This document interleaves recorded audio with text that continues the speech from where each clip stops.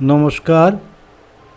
রোগমুক্তি যোগাসন পক্ষ থেকে আমি হার্তুব আদর্শ বিদ্যাপীঠ এইচএস উত্তর 24 পরগনা হাবড়া এই উচ্চ বিদ্যালয়ের শারীর শিক্ষা ও ইতিহাস বিষয়ের 34 বছরের অভিজ্ঞতা সম্পন্ন অবসরপ্রাপ্ত 76 বছর বয়সী শিক্ষক শ্রী ভক্তিরঞ্জন সরকার।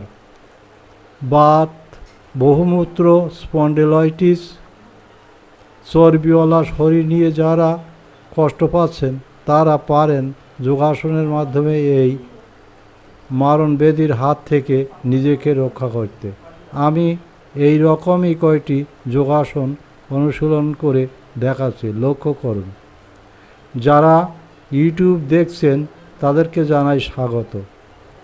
শশাঙ্গ আসন প্রণালী: একটি নরম বিছানার উপর পা দুটো হাঁটুর কাছে ভাঁজ করে বসতে হবে এবং হাত দুটি পিছন দিকে নিয়ে দু পায়ের গোড়ালি ধরতে হবে আলগাভাবে। এরপরে দম নিয়ে ওই দম আস্তে আস্তে ছাড়তে ছাড়তে কোমর থেকে উপরে দেহ অংশ নুয়ে মাথাটি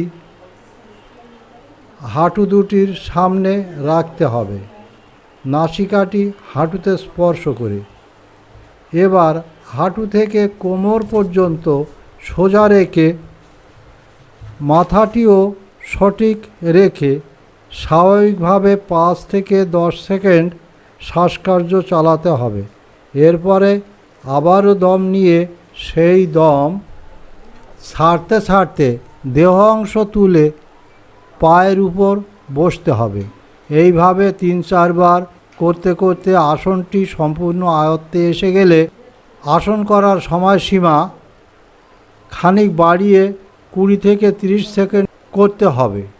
আসনকারীর দেহ আসন করার সময় শশাঙ্গ মানে খরগোশের দেহের মতো দেখায় বলে এই রকম নামকরণ করা হয়েছে।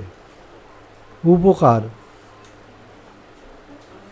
এই আসনে লিভার, থাইরয়েড, প্যানক্রিয়াস